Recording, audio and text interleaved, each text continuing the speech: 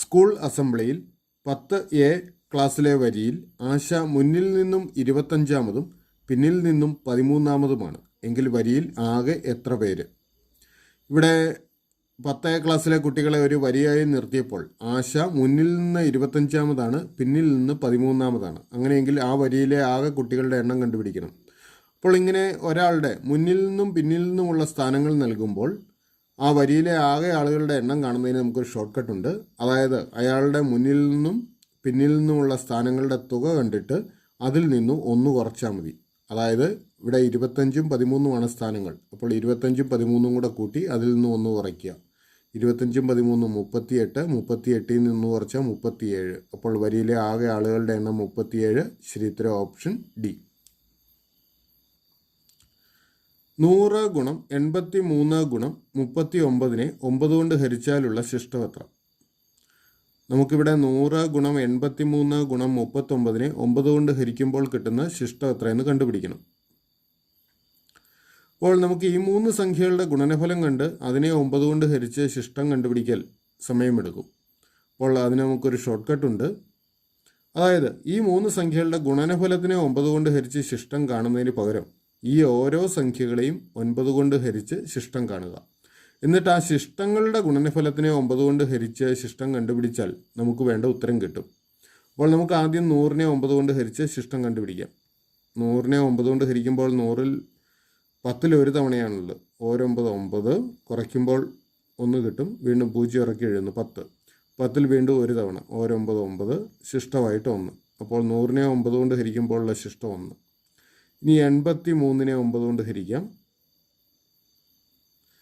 83-ൽ 9 തവണയാണല്ലോ. 9 81 കുറയ്ക്കുമ്പോൾ 2 ശിഷ്ടം കിട്ടും. ഇനി 39-നെ 9 കൊണ്ട് ഹരിക്കാം. 39-ൽ 4 തവണയാണല്ലോ. 4 9 36 കുറയ്ക്കുമ്പോൾ 3 ശിഷ്ടം കിട്ടും. അപ്പോൾ നമുക്ക് കിട്ടുന്ന ശിഷ്ടങ്ങൾ 1 2 3 ഇവയാണ്. അപ്പോൾ നമുക്കിനി ഉത്തരം കണ്ടുപിടിക്കാൻ ഈ ശിഷ്ടങ്ങളുടെ ഗുണനഫലത്തിനെ 9 കൊണ്ട് ഹരിച്ചാൽ മതി. അതായത് 1 ഗുണം 2 ഗുണം 3 ഇതിനെ ഈ ഗുണനഫലത്തിനെ 1 ഗുണം 2 ഗുണം 3 6ആണ്. 6-നെ 9 കൊണ്ട് ഹരിക്കുമ്പോഴുള്ള ശിഷ്ടം കണ്ടുപിടിച്ചാൽ നമുക്ക് ഉത്തരം കിട്ടും. 6-നെ 9 കൊണ്ട് ഹരിക്കുമ്പോൾ 6-ൽ 9 അടങ്ങില്ല. അതുകൊണ്ട് ശിഷ്ടമായിട്ട് 6 തന്നെയാണ് കിട്ടുക. അപ്പോൾ ശരി ഉത്തരം ഓപ്ഷൻ എ 6. ഒരു ക്ലാസ്സിലെ 11 കുട്ടികളുടെ ഭാരങ്ങളുടെ ശരാശരി 43 കിലോഗ്രാമാണ്. 40 കിലോഗ്രാം ഭാരമുള്ള ഒരു കുട്ടി കൂടി ഇതിലേക്ക് ചേർത്താൽ ശരാശരി ഭാരം എത്ര? ഇവിടെ ഒരു ക്ലാസ്സിലെ 11 കുട്ടികളുടെ ഭാരങ്ങളുടെ ശരാശരി 43 കിലോഗ്രാമാണ്. 40 കിലോഗ്രാം ഭാരമുള്ള ഒരു കുട്ടി കൂടി ഇതിലേക്ക് ചേർന്ന് കഴിഞ്ഞാൽ അവരുടെ ശരാശരി ഭാരം എത്രയെന്ന് കണ്ടുപിടിക്കണം. ഇവിടെ 11 പേരുടെ ശരാശരി ഭാരം 43 കിലോഗ്രാമാണ്. അപ്പോൾ ഈ 11 പേരുടെ ശരാശരി ഭാരത്തിനെ ആ ആളുകളുടെ എണ്ണം കൊണ്ട് ഗുണിച്ചു കഴിഞ്ഞാൽ നമുക്ക് ഈ 11 പേരുടെ ഭാരങ്ങളുടെ തുക കിട്ടും. അതായത് അവരുടെ ശരാശരി ഭാരമായ 43-നെ ആളുകളുടെ എണ്ണമായ കുട്ടികളുടെ എണ്ണമായ 11 കൊണ്ട് ഗുണിച്ചു കഴിഞ്ഞാൽ നമുക്ക് ഈ 11 പേരുടെ ആകെ ഭാരം കിട്ടും. അപ്പോൾ 11 ഗുണം 43 അത് 473. അപ്പോൾ 473 കിലോഗ്രാമാണ് ഈ 11 പേരുടെ ആകെ ഭാരം. ഈ കൂട്ടത്തിൽ ഒരാളും കൂടെ ചേർന്ന് കഴിഞ്ഞ് കഴിഞ്ഞാൽ ആളുകളുടെ എണ്ണം 12 ആവും. കൂടിച്ചേർന്ന ആളുടെ ഭാരം 40 കിലോഗ്രാമാണ്. അതുകൊണ്ട് ഈ 12 പേരുടെ ഭാരങ്ങളുടെ തുക കിട്ടാനായിട്ട് 473-ൻ്റെ കൂടെ 40 കൂടെ ചേർക്കുക. അപ്പോൾ 513 എന്ന് കിട്ടും. അപ്പോൾ 513 കിലോഗ്രാമാണ് 12 പേരുടെ ഭാരങ്ങളുടെ തുക. അപ്പോൾ ഈ 12 പേരുടെ ഭാരങ്ങളുടെ ശരാശരി കാണാൻ എന്ത് ചെയ്യണം? അവരുടെ ഭാരങ്ങളുടെ തുകയെ ആളുകളുടെ എണ്ണമായ 12 കൊണ്ട് ഹരിക്കണം. അപ്പോൾ 513-നെ 12 കൊണ്ട് ഹരിക്കുക. 51-ൽ 4 തവണ 4 12 48 കുറയ്ക്കുന്നു 3. 33-ൽ 2 തവണ 2 12 24 കുറയ്ക്കുമ്പോൾ 9 കിട്ടും.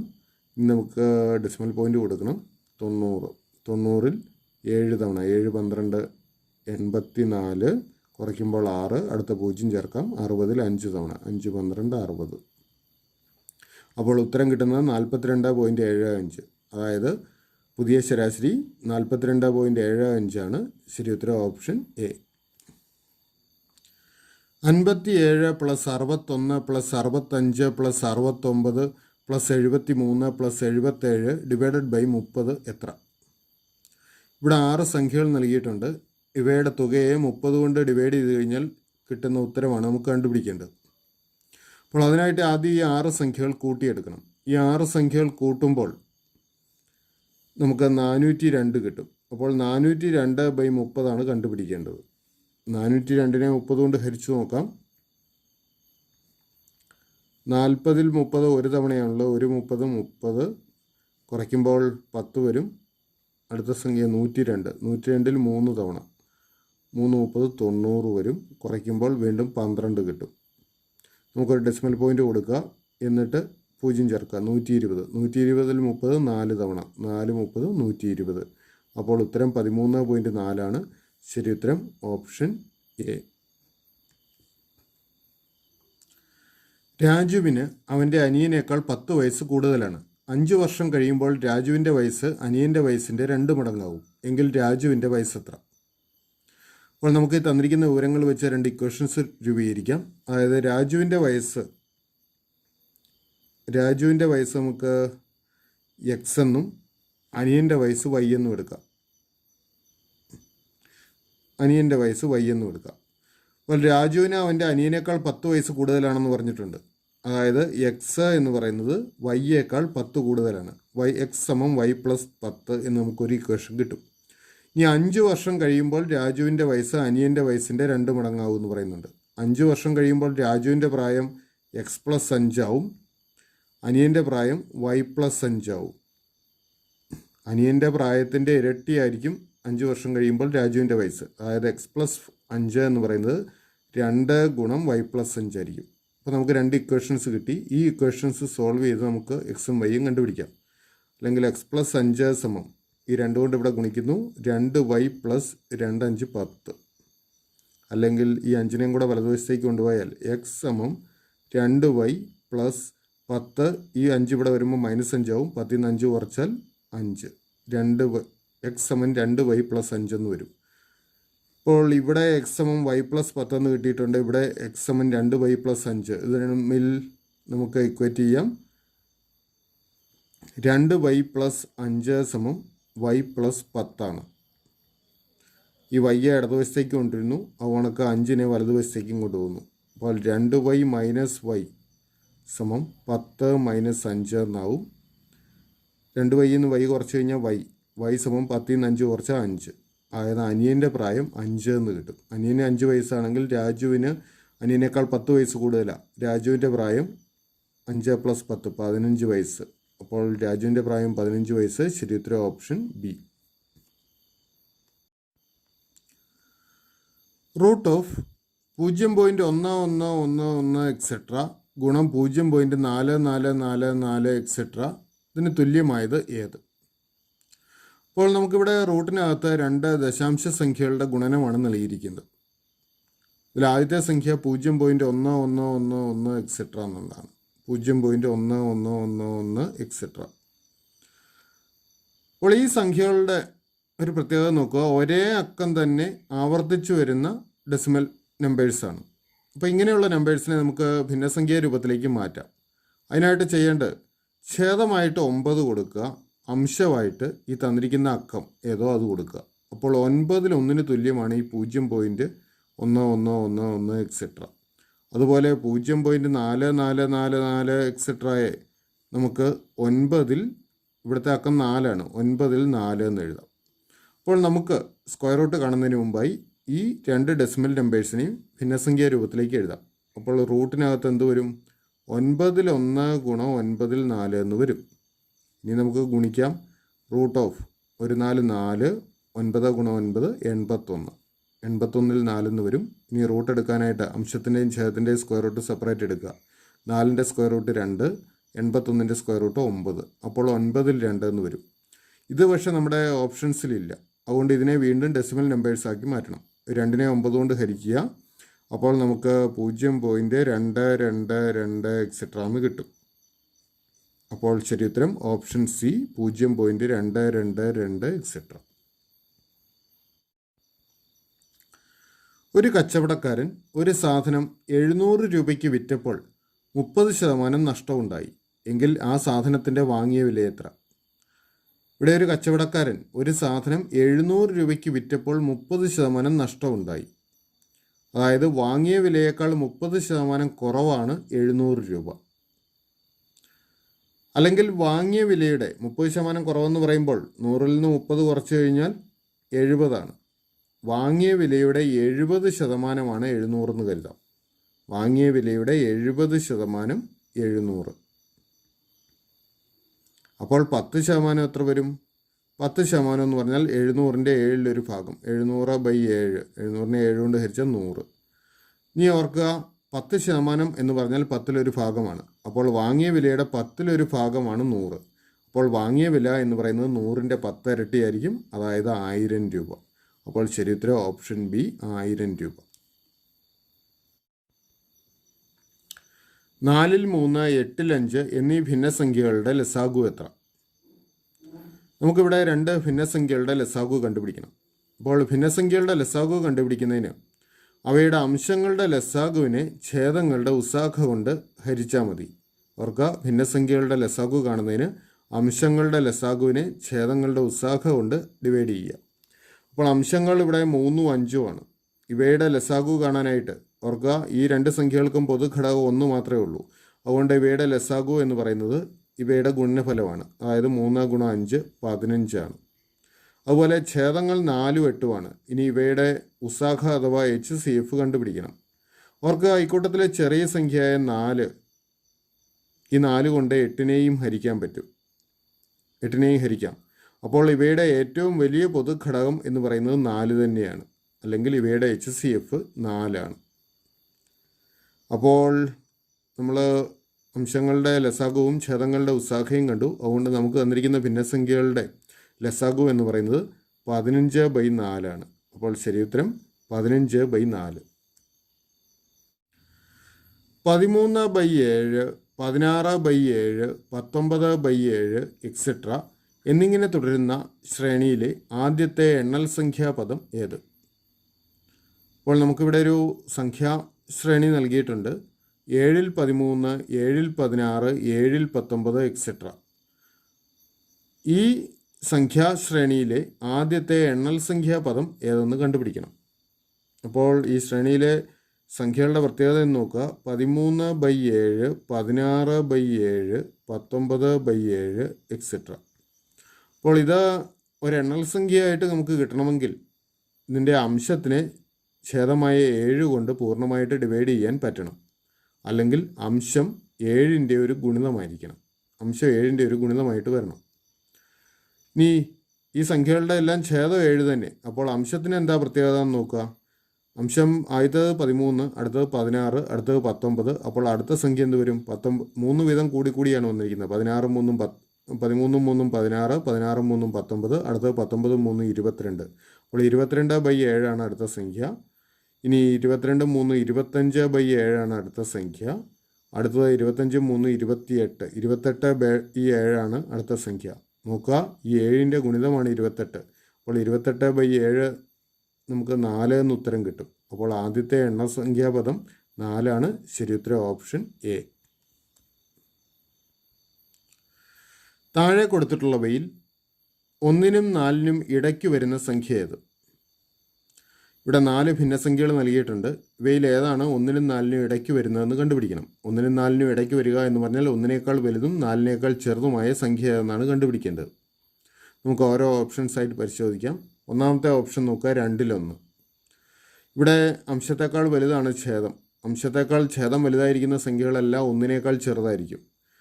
അല്ലെങ്കിൽ തന്നെ ഓർക്കുക, 2-ൽ 1 എന്ന് പറഞ്ഞു കഴിഞ്ഞാൽ അതിൻ്റെ ദശാംശ രൂപം 0.5. ഇത് 1-നേക്കാൾ ചെറുതാണല്ലോ. അതുകൊണ്ട് 2-ൽ 1 ഉത്തരമാവില്ല. അതുപോലെ 4-ൽ 3, ഇവിടെയും അംശത്തേക്കാൾ വലുതാണ് ഛേദം. അതുകൊണ്ട് ഇത് 1-നേക്കാൾ ചെറിയൊരു സംഖ്യയാണ്. ഓർക്കുക, 4-ൽ 3 എന്ന് പറഞ്ഞാൽ 0.75. ഇത് 1-നേക്കാൾ ചെറുതാണ്. അതുകൊണ്ട് ഇത് ഉത്തരമല്ല. അടുത്തത് 4-ൽ 7. നമുക്ക് 7-നെ 4 കൊണ്ട് ഹരിച്ച് നോക്കാം. 7-നെ 4 കൊണ്ട് ഹരിച്ചു കഴിഞ്ഞാൽ 7-ൽ 4 ഒരു തവണയേ ഉള്ളൂ. 1 4 4, ശിഷ്ടം 3 വരും. ഇനി നമുക്ക് മുന്നോട്ട് ക്രിയ ചെയ്യണമെങ്കിൽ ഡെസിമൽ കൊടുത്തിട്ട് 30. 30-ൽ 7 തവണ 7 4 28, ആ രീതിയിൽ പോകും. ഏതായാലും ഇത് 1-നേക്കാൾ വലുതാണ്, 4-നേക്കാൾ ചെറിയ സംഖ്യയാണ്. അതുകൊണ്ട് 4-ൽ 7 നമുക്ക് 1-നും 4-നും ഇടയ്ക്ക് വരുന്നൊരു സംഖ്യയാണ്. ഇനി അടുത്ത ഓപ്ഷൻ നോക്കുക, 2-ൽ 7. ഈ 7-നെ 2 കൊണ്ട് ഹരിച്ചു കഴിഞ്ഞ് കഴിഞ്ഞാൽ 7നെ 2 കൊണ്ട് ഹരിച്ചു കഴിഞ്ഞാൽ 7ൽ 3 തവണയാണ് 2 ഉള്ളത്. 3 2 6, ശിഷ്ടം 1 ഉണ്ട്, ഡെസിമൽ പോയിൻ്റ് കൊടുക്കുന്നു 0. 10ൽ 5 തവണ, 5 2 10, അത് 3.5 എന്നാണ് നമുക്ക് കിട്ടുന്നത്. അപ്പോൾ ഇതും 4നേക്കാൾ ചെറിയൊരു സംഖ്യ, 1നേക്കാൾ വലുതും 4നേക്കാൾ ചെറിയ സംഖ്യയുമാണ്. 3.5 എന്നുള്ളതാണല്ലോ, അത് 1നേക്കാൾ വലുതും 4നേക്കാൾ ചെറുതുമാണ്. അതുകൊണ്ട് ഇതും കറക്റ്റ് ഉത്തരമാണ്. 25 സ്ക്വയർ ഗുണം 4 സ്ക്വയർ എത്ര? നമുക്കിവിടെ 25 സ്ക്വയർ ഗുണം 4 സ്ക്വയർ കാണണം. അപ്പോൾ ഇത് നമുക്ക് ഒന്ന് സിംപ്ലിഫൈ ചെയ്യണമെങ്കിൽ നമുക്ക് എളുപ്പമുണ്ട്. 25 സ്ക്വയർ ഗുണം 4 സ്ക്വയർ എന്നുള്ളതിനെ നമുക്ക് 25 ഗുണം 4 ദി ഹോൾ സ്ക്വയർ എന്ന് എഴുതാം. 25 ഗുണം 4 എത്രയാണ്? 100. അപ്പോൾ 100ൻ്റെ സ്ക്വയർ വരും. 100ൻ്റെ സ്ക്വയർ കാണാൻ എളുപ്പമുണ്ട്. 1 എഴുതിയിട്ട് ഈ തന്നിരിക്കുന്ന പൂജ്യങ്ങളുടെ ഇരട്ടി പൂജ്യം ഇട്ടാൽ മതി. അതായത് 1 എഴുതിയിട്ട് 4 പൂജ്യങ്ങൾ കൊടുക്കുക. 10,000. അപ്പോൾ ശരിയുത്തരം ഓപ്ഷൻ ബി 10,000. 48 കിലോമീറ്റർ പെർ മണിക്കൂർ ശരാശരി വേഗത്തിൽ സഞ്ചരിക്കുന്ന ഒരു ബസ് 5 മണിക്കൂർ കൊണ്ട് എത്ര ദൂരം യാത്ര ചെയ്യും? ഇവിടെ ബസ്സിൻ്റെ വേഗത നൽകിയിരിക്കുന്നത് 48 കിലോമീറ്റർ പെർ മണിക്കൂറാണ്. അതായത് 1 മണിക്കൂറിൽ ശരാശരി 48 കിലോമീറ്റർ സഞ്ചരിക്കും. അപ്പോൾ 5 മണിക്കൂർ കൊണ്ട് സഞ്ചരിക്കുന്ന ദൂരം കിട്ടുന്നതിനായിട്ട് 48നെ 5 കൊണ്ട് ഗുണിച്ചാൽ മതി. അതായത് 240 എന്ന് കിട്ടും. അപ്പോൾ 240 കിലോമീറ്ററാണ് ശരിയുത്തരം, ഓപ്ഷൻ സി. 1 മുതൽ 100 വരെയുള്ള എണ്ണൽ സംഖ്യകളുടെ ശരാശരി എത്ര? നമുക്കിവിടെ 1 മുതൽ 100 വരെയുള്ള എണ്ണൽ സംഖ്യകളുടെ ശരാശരി കണ്ടുപിടിക്കണം. അപ്പോൾ അതിനായിട്ട് നമുക്കൊരു ഷോർട്ട് കട്ട് ഉണ്ട്. ആദ്യത്തെ n എണ്ണൽ സംഖ്യകളുടെ ശരാശരി n+1/2 ആണ്. ആദ്യത്തെ n എണ്ണൽ സംഖ്യകളുടെ ശരാശരി n+1/2. അപ്പോൾ ആദ്യത്തെ 100, 1 മുതൽ 100 വരെയുള്ള എണ്ണൽ സംഖ്യകൾ എന്ന് പറഞ്ഞാൽ ആദ്യത്തെ 100 എണ്ണൽ സംഖ്യകൾ, അവയുടെ ശരാശരി കാണാൻ 100നോട് 1 കൂട്ടി അതിനെ 2 കൊണ്ട് ഡിവൈഡ് ചെയ്യുക. അതായത് 101/2 എന്ന് വരും. 101ൻ്റെ പകുതി 50.5 എന്ന് വരും. ഓർക്കുക, 100ൻ്റെ പകുതി 50, 1ൻ്റെ പകുതി അര, 50.5. അപ്പോൾ ശരിയുത്തരം ഓപ്ഷൻ ഡി 50.5. 3 ഗുണം 25 മൈനസ് 32/4 പ്ലസ് 10 മൈനസ് 18 എത്ര? നമുക്കിവിടെ 3 ഗുണം 25 മൈനസ് 32/4 അധികം 10 മൈനസ് 18 കണ്ടുപിടിക്കണം. അപ്പോൾ നമുക്കിതിലെ ഗുണനക്രിയയും ഹരണക്രിയയും നമുക്ക് ആദ്യം ചെയ്യാം. അതായത് 3 ഗുണം 25ഉം 32/4 നമുക്ക് ആദ്യം കണ്ടുപിടിക്കാം. 3 ഗുണം 25 75 വരും. 32/4 8. അപ്പോൾ ഇത് 75 മൈനസ് 8 എന്ന് വരും. 75 മൈനസ് 8 സമം 67 ആണല്ലോ. അപ്പോൾ ഇത്രയും ഭാഗം 67 വരും. ബാക്കി 67 പ്ലസ് 10 മൈനസ് 18. 67ഉം 10ഉം 77. 77ൽ നിന്ന് 18 കുറച്ച് കഴിഞ്ഞാൽ 59 കിട്ടും. അപ്പോൾ ഉത്തരം 59. ശരിയുത്തരം ഓപ്ഷൻ എ. -2 1 6 13 ഡാഷ് അടുത്ത സംഖ്യ ഏത്? നമുക്കിവിടെ ഈ പാറ്റേണിലെ അടുത്ത സംഖ്യ കണ്ടുപിടിക്കണം.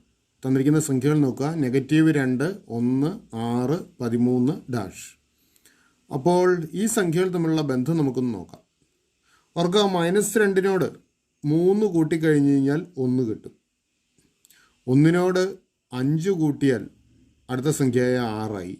6നോട് 7 കൂട്ടിയാൽ 13 കിട്ടും. 6ഉം 7ഉം ആണ് 13.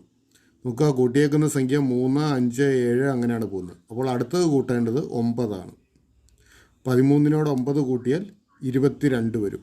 അപ്പോൾ അടുത്ത സംഖ്യ 22. ശരിയുത്തരം ഓപ്ഷൻ എ. 225 മീറ്റർ നീളമുള്ള ഒരു തീവണ്ടി മണിക്കൂറിൽ 54 കിലോമീറ്റർ വേഗത്തിൽ സഞ്ചരിക്കുമ്പോൾ പാതവക്കിലെ ഒരു പോസ്റ്റിനെ തരണം ചെയ്യാൻ എത്ര സമയമെടുക്കും? ഇവിടെ തീവണ്ടിയുടെ വേഗത 54 കിലോമീറ്ററാണ്. നമുക്കതിനെ മീറ്റർ പെർ സെക്കൻഡിലേക്ക് മാറ്റണം. അതിനായിട്ട് 54നെ 18ൽ 5 കൊണ്ട് ഗുണിച്ചാൽ മതി. ഓർക്കുക, കിലോമീറ്റർ പെർ മണിക്കൂറിൽ തന്നിരിക്കുന്ന അളവിനെ മീറ്റർ പെർ സെക്കൻഡിലേക്ക് മാറ്റുന്നതിനായിട്ട് 18ൽ 5 കൊണ്ട് ഗുണിക്കുക. 54നെ 18 കൊണ്ട് ഹരിക്കാൻ പറ്റുന്ന സംഖ്യയാണ്. 54നെ 18 കൊണ്ട് ഹരിച്ചാൽ 3 കിട്ടും. 3 ഗുണം 5 15. 15 മീറ്റർ പെർ സെക്കൻഡ് വേഗത, അല്ലെങ്കിൽ ഒരു സെക്കൻഡിൽ തീവണ്ടി 15 മീറ്റർ സഞ്ചരിക്കും. ഇനി തീവണ്ടി ഒരു പോസ്റ്റിനെ തരണം ചെയ്യാൻ, അല്ലെങ്കിൽ ഒരു പോസ്റ്റ് കടന്നു പോകാനായിട്ട് തീവണ്ടിയുടെ നീളത്തിൻ്റെ അത്രയും ദൂരം സഞ്ചരിക്കണം. അതായത് ഇവിടെ തീവണ്ടിയുടെ നീളം 225 മീറ്ററാണ്. അപ്പോൾ ഈ തീവണ്ടി പോസ്റ്റ് കടന്നു പോകാനായിട്ട് 225 മീറ്റർ ദൂരം സഞ്ചരിക്കണം. ഇവിടെ തീവണ്ടിയുടെ വേഗത 1 സെക്കൻഡിൽ 15 മീറ്ററാണ്. അപ്പോൾ 225 മീറ്റർ സഞ്ചരിക്കാനായിട്ട് തീവണ്ടി എത്ര സമയം എടുക്കുമെന്ന് കണ്ടുപിടിക്കണം. അതിനായിട്ട് 225നെ 15 കൊണ്ട് ഹരിക്കാം. 225നെ 15 കൊണ്ട് ഹരിച്ചു കഴിഞ്ഞാൽ 15 എന്ന് തന്നെ നമുക്ക് ഉത്തരം കിട്ടും. അപ്പോൾ 15 സെക്കൻഡ് സമയം കൊണ്ട് തീവണ്ടി പോസ്റ്റ് കടന്നു പോകും. ശരിയുത്തരം ഓപ്ഷൻ ഡി, 15 സെക്കൻഡ്. 2 അധികം 16 3 64 5 എത്ര? നമുക്കിവിടെ 2 അധികം 16 3 64 5 കണ്ടുപിടിക്കണം. ഭിന്നസംഖ്യകൾ കൂട്ടണമെങ്കിൽ അവയുടെ ഛേദം തുല്യമാക്കണം. നോക്കുക, ഇവിടെ 16നെ 4 കൊണ്ട് ഗുണിച്ചു കഴിഞ്ഞാൽ 64 കിട്ടും. അതുപോലെ 2നെയും നമുക്ക് 64 ആക്കാം, 32 കൊണ്ട് ഗുണിച്ചാൽ മതി. അപ്പോൾ ഇവിടെ അംശത്തിലും ഛേദത്തിലും 32 കൊണ്ട് ഗുണിക്കുക. അപ്പോൾ അംശത്തിനെ 32 കൊണ്ട് ഗുണിക്കുമ്പോൾ 32 എന്ന് കിട്ടും. ഛേദത്തിനെ 32 കൊണ്ട് ഗുണിക്കുമ്പോൾ 2 32 64 എന്നാവും. അധികം 16നെ 4 കൊണ്ട് ഗുണിച്ചാൽ 64 കിട്ടും. അപ്പോൾ ഈ അംശത്തിലെ 3നെയും 4 കൊണ്ട് ഗുണിക്കുക. 3 4 12/64 എന്നാവും. പ്ലസ് 64 5 അതേപടി തന്നെ എഴുതുക. 64 5. ഇപ്പോൾ പൊതുവായ ഛേദമായി 64, അത് ഉത്തരത്തിൻ്റെ ഛേദമായിട്ട് എഴുതുക. ഇനി അംശങ്ങൾ തമ്മിൽ കൂട്ടുക. 32 12 5. 32 12 44, 44 5 49. അപ്പോൾ 64 49 ആണ് ഉത്തരം. ശരിയുത്തരം ഓപ്ഷൻ ബി. 125-ൽ 8ന് തുല്യമായത് ഏത്? നമുക്കിവിടെ 125-ൽ 8 ഈ ഭിന്നസംഖ്യയ്ക്ക് തുല്യമായ ദശാംശ സംഖ്യ ഏതെന്ന് കണ്ടുപിടിക്കണം. ഇത് കണ്ടുപിടിക്കാനായിട്ട് 8നെ 125 കൊണ്ട് ഡിവൈഡ് ചെയ്ത് കഴിഞ്ഞാൽ നമുക്ക് കിട്ടും. അതിൽ എളുപ്പമുള്ള മാർഗ്ഗങ്ങളുണ്ട്. ഓർക്കുക, ഛേദം 10 100 1000 ഇവ ഏതെങ്കിലുമൊക്കെ ആണെങ്കിൽ നമുക്ക് ദശാംശമാക്കി മാറ്റാൻ എളുപ്പമുണ്ട്. അപ്പോൾ ഈ 125നെ നമുക്ക് അങ്ങനെ ഒരു ഛേദത്തിലേക്ക് കൊണ്ടുവരാൻ നോക്കാം. ഓർക്കുക, 125ൻ്റെ ഇരട്ടിയാണ് 250. അപ്പോൾ 125നെ 2 കൊണ്ട് ഗുണിച്ചു കഴിഞ്ഞാൽ ഇത് 250 ആവുമല്ലോ. അംശത്തിനെയും ഛേദത്തിനെയും 2 കൊണ്ട് ഗുണിക്കുക. അംശത്തിനെയും ഛേദത്തിനെയും 2 കൊണ്ട് ഗുണിച്ചാൽ അംശത്തിനെ 2 കൊണ്ട് ഗുണിച്ചാൽ 16 എന്ന് വരും. ഛേദത്തിനെ 2 കൊണ്ട് ഗുണിച്ചാൽ 250. ഇനി ഓർക്കുക, 250ൻ്റെ 4 ഇരട്ടിയാണ്. 250നെ 4 കൊണ്ട് ഗുണിച്ചാൽ നമുക്ക് 1000 കിട്ടും. അപ്പോൾ ഇവിടെ അംശത്തിനെയും ഛേദത്തിനെയും 4 കൊണ്ട് ഗുണിക്കുക. 16നെ 4 കൊണ്ട് ഗുണിച്ചാൽ 64 വരും. ഛേദം 1000 ആവും 250നെ 4 കൊണ്ട് ഗുണിക്കുമ്പോൾ. അപ്പോൾ 64നെ 1000 കൊണ്ട് ഹരിച്ചാൽ മതി. 64നെ 1000 കൊണ്ട് ഹരിക്കാൻ 1000 കൊണ്ട് ഹരിക്കാൻ വലത്ത് നിന്ന് 3 സ്ഥാനം ഇടത്തോട്ട് മാറ്റി ഡെസിമൽ പോയിൻ്റ് കൊടുക്കണം. ഓർക്കുക, 1000 കൊണ്ട് ഹരിക്കാൻ വലത്ത് നിന്ന് 3 സ്ഥാനം ഇടത്തോട്ട് മാറ്റി ഡെസിമൽ പോയിൻ്റ് കൊടുക്കുക. അപ്പോൾ ഇവിടെ 2 അക്കങ്ങളേ ഉള്ളൂ. 3 സ്ഥാനം കൊടുക്കണമെങ്കിൽ ഒരു 0 കൂടെ കൊടുത്തിട്ട് വേണം ഡെസിമൽ പോയിൻ്റ് കൊടുക്കാൻ. അപ്പോൾ 0.064 ആണ് ഉത്തരം. ശരിയുത്തരം ഓപ്ഷൻ സി. 6:210 10:. അപ്പോൾ ഇവിടെ 6ഉം 210 തമ്മിലുള്ള അതേ ബന്ധം വെച്ച് നമ്മൾ 10ഉം ഇവിടെ വരുന്ന സംഖ്യയും കണ്ടുപിടിക്കണം. 6ഉം 210 തമ്മിലുള്ള ബന്ധം കണ്ടെത്തി ആ ബന്ധം ഉപയോഗിച്ച് വേണം നമുക്ക് ഈ 10നോട് ചേർന്ന് വരുന്ന സംഖ്യ കണ്ടുപിടിക്കാൻ. അപ്പോൾ 6ഉം 210 തമ്മിലുള്ള ബന്ധം ഓർക്കുക, 6ൻ്റെ ക്യൂബാണ് 216. 6ൻ്റെ ക്യൂബ് അല്ലെ 6 3 തവണ ഗുണിച്ചാൽ 216 കിട്ടും.